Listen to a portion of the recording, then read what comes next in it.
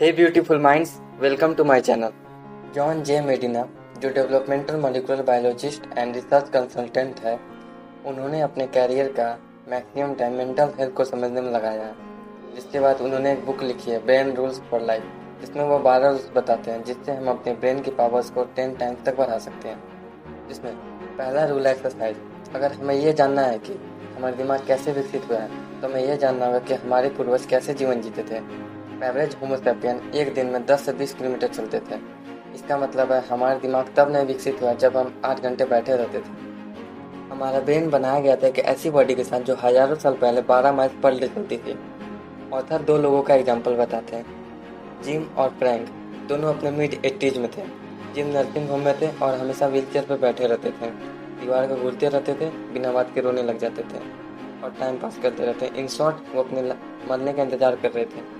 और फ्रैंक एक आर्किटेक्ट थे जो बहुत ही एक्टिव थे और अपने लाइफ को पूरा एंजॉय कर रहे थे। एरोबिक एक्सरसाइज करने से हार्ट रेट इंक्रीज हो जाता है और ब्रेन में ब्लड फ्लो बढ़ जाता है, जिससे ब्रेन में ज़्यादा ग्लूकोज पहुंचता है और एनर्जी बढ़ जाती है।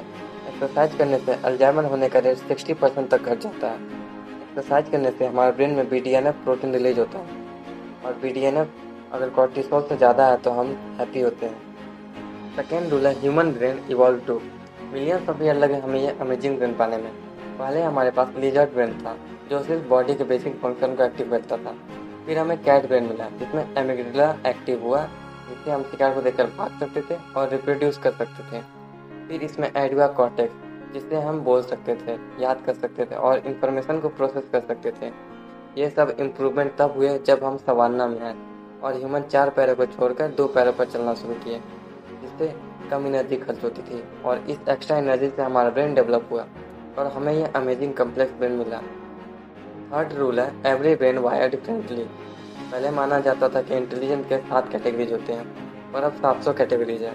जब हार्ट सर्जन सर्जरी करता है और हार्ट ओपन करता है तो उसे पता होता है कि वो क्या एक्सपेक्ट कर सकता है, बट जब न्यूरो सर्जन सर्जरी करता है तो उसके केस में ऐसा नहीं होता, क्योंकि हर ब्रेन अलग अलग तरीके से वायर्ड होता है। माइकल जॉर्डन, जो बास्केटबॉल के बेस्ट प्लेयर है, वो 1994 में बेसबॉल खेलना शुरू कर देते हैं। मगर आश्चर्य की बात यह है कि एक के बाद एक मैच वो लूज करते ही जाते हैं। फिर उन्हें पता चल जाता है कि बास्केटबॉल ही उनके लिए इनफ है। हमारे साथ जो भी एक्सपीरियंस होता है उससे हमारे ब्रेन में चेंज आता है और ब्रेन रिवायर्ड हो जाता है, जैसा कि माइकल जॉर्डन के केस में हुआ। हमारा एजुकेशन सिस्टम सबको एक ही तरीके से पढ़ाता है, जबकि हर किसी का ब्रेन अलग तरीके से वायर होता है। किसी के ब्रेन का कुछ एरिया डेवलप होता है, किसी का कुछ। फोर्थ ब्रेन रूल है we don't pay attention to boring things. हमारे ब्रेन में करोड़ों न्यूरॉन हमारे ध्यान को अपनी ओर खींचने की कोशिश करते हैं। उसमें से कुछ सफल हो पाते हैं, कुछ नहीं। क्या आप अपने पैरों को फील कर सकते हैं? जब तक मैंने यह बात आपको नहीं बताई थी, आपका ध्यान यहाँ नहीं गया होगा। ब्रेन मल्टीटास्किंग नहीं कर सकता है। जब हम अपना फोकस एक काम से दूसरे काम पर शिफ्ट करते हैं तब इसमें कुछ फ्रैक्शन ऑफ सेकेंड लगता है। इसलिए जब मोबाइल में बात करते वक्त ड्राइव करते हैं वो हाफ सेकेंड लेट से ब्रेक लगाते हैं और उनकी गाड़ी ज़्यादा ठुकती है। रिसर्च बताती है कि मल्टीटास्किंग करने से एरर रेट 50% तक बढ़ जाता है। हमारा ब्रेन 1000 चीज़ों में से सिर्फ इंटरेस्टिंग चीज़ों पर ही फोकस करता है।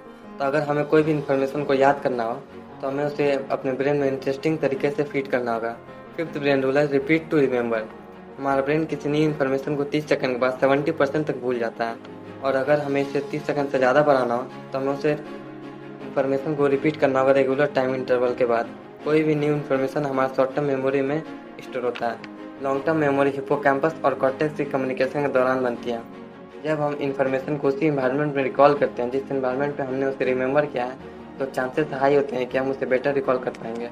Brain rule sleep well think well. Science बताता है कि कम नींद लेने से हमारा टेंशन स्पैन कम हो जाता है, लॉजिकल थिंकिंग घट जाती है और बॉडी मूवमेंट रिलेटेड डिजीज हो सकते हैं। कम स्टेजेज ऑफ स्लीप में ब्रेन वेव्स ज़्यादा एक्टिव होते हैं जागने के कंपैरिजन में। मैक्सिमम लोगों को लगता है कि स्लीप टाइम वेस्ट है, वो जितना आवर्स स्टडी को देंगे उतना वो अचीव करेंगे, लेकिन हमारा ब्रेन नींद के समय ज़्यादा डेवलप होता है। सोते वक्त हमारा ब्रेन सारे इन्फॉर्मेशन को प्रोसेस करता है। एक रिसर्च में एक सोल्जर को एक कम्प्लेक्स मशीन दिया गया चलाने के लिए। फर्स्ट डे जब उसे कम नींद दी गई थी तो उसके कॉग्निटिव स्किल 30% तक घट। सेकेंड डे जब उन्हें प्रॉपर नींद दी गई तो उन्होंने मशीन को फिर प्रॉपर तरीके से चलाया और उसके टेस्ट में पास हुए। एक रिसर्च में पाया गया कि नासा के पायलट 26 मिनट तक नैप लेने से उनकी परफॉर्मेंस 34% तक बढ़ जाती है। सेवंथ ब्रेन रूल है stress brain don't learn the same way. हमारा ब्रेन ऐसे डिजाइन किया गया था कि वो स्ट्रेस को 30 सेकंड तक ही हैंडल कर सकता है। एंशियंट टाइम में जब भी हम खतरे में होते थे, जैसे अगर हमारे सामने शेर है तो वो अगर हमें खा लेगा या हम वहाँ से भाग जाएंगे, तो जो होना था वो 30 सेकंड में हो जाता था। जैसे आपका कोई लव्ड वन हॉस्पिटल में हो और अगर आप ऑपरेटिंग रूम के बाहर खड़े हैं और आपसे उस समय कोई अगर पूछे कि आप 7 8 9 5 2 4 को 3 से मल्टीप्लाई कर सकते हैं विद इन 5 सेकेंड, तो चांसेस बहुत हाई हैं कि हम नहीं कर पाएंगे। स्ट्रेस के टाइम हमारे ब्रेन में कॉर्टिसोल और एड्रेनलिन रिलीज होता है, जो हमें कुछ समय के लिए अटेंटिव रखता है। बट लॉन्ग टर्म स्ट्रेस से रिलीज हुआ एड्रेनलिन हमारे ब्लड वेसल में स्कार्स ला सकता है, जिससे हार्ट अटैक और स्ट्रोक भी आ सकता है। 8 ब्रेन रूल है सेंसरी इंटीग्रेशन। इसमें ऑथर बताते हैं किसी भी इंफॉर्मेशन को याद रखने के लिए या किसी भी नए स्किल को सीखने के लिए हमें अपने मैक्सिमम सेंस का यूज करना चाहिए। एग्जाम्पल के लिए अगर हम पढ़ते समय किसी परफ्यूम को स्मेल करते हैं, तो अगर हम बाद में जब उसी परफ्यूम को स्मेल करेंगे तो चांसेस हाई है कि हम उसे बेटर रिकॉल कर सकते हैं। साइकोलॉजिस्ट रिचर्ड मेयर ने लोगों को 3 ग्रुप में डिवाइड किया और इन्फॉर्मेशन याद करने को दिया। फर्स्ट ग्रुप ने जब उन्हें इन्फॉर्मेशन को सिर्फ सुनाया गया, सेकेंड ग्रुप में उन्हें इन्फॉर्मेशन को सिर्फ दिखाया गया और थर्ड ग्रुप में उन्हें इन्फॉर्मेशन को दिखाया और सुनाया गया, तो थर्ड ग्रुप वाले लोगों ने इन्फॉर्मेशन को बेटर रिकॉर्ड। 9th रूल है vision Triumph of all senses. Vision हमारे ब्रेन का 50% रिसोर्सेज यूज करता है। सुनने से हम किसी इन्फॉर्मेशन को 3 दिन बाद 10% रिकॉल कर सकते हैं और देखने से 65% तक रिकॉल कर सकते हैं। एंशिएंट टाइम में हम भोजन और खतरे को देख कर ही पहचानते थे। एक रिसर्च में पार्टिसिपेंट को एक वीडियो दिखाया गया जिसमें एक व्यक्ति कुछ बोल रहा था, मगर उस वीडियो को बिना साउंड के दिखाया गया। तो अमेजिंग बात यह पता चले कि ब्रेन का वो पार्ट भी एक्टिव हो गया जो साउंड को प्रोसेस करता है। इसका मतलब विजन ब्रेन के उस पार्ट को भी एक्टिव कर सकता है जो साउंड को प्रोसेस करता है। अगर हमें किसी इन्फॉर्मेशन को याद रखना हो तो हमें ज़्यादा से ज़्यादा पिक्चर और इमेजेस का यूज़ करना चाहिए, क्योंकि अगर मैं अभी आपको कार बोलता हूँ तो आपके माइंड में कार का इमेज आएगा, CAR कार नहीं। एक और एक्सपेरिमेंट में प्रोफेशनल वाइन टेस्टर जिनका टेस्ट और स्मेल सेंस हाईली रिफाइंड होता है, उन्हें रेड और वाइट वाइन में डिफरेंस बताना था।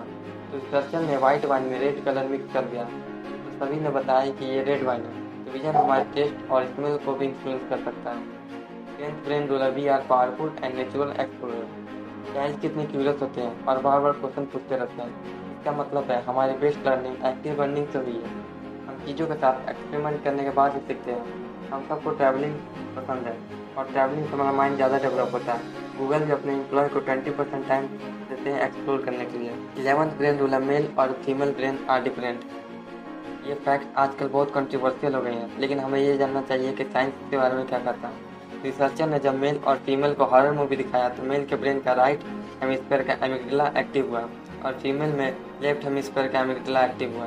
दोनों को स्ट्रेस को हैंडल करने का तरीका अलग अलग होता है। मेल को किसी सिचुएशन का कंक्लूजन याद आता है और फीमेल को इमोशनल डिटेल याद आता है। मेल की टेंडेंसी होती है एंटी सोशल होने की और फीमेल की एंग्जियस होने की। मेल में 52% ज़्यादा तेज़ी से सेरोटोनिन रिलीज होता है। मेल में हाइयर चांसेस होते हैं स्किज़ोफ्रेनिया होने के और फीमेल में डिप्रेशन।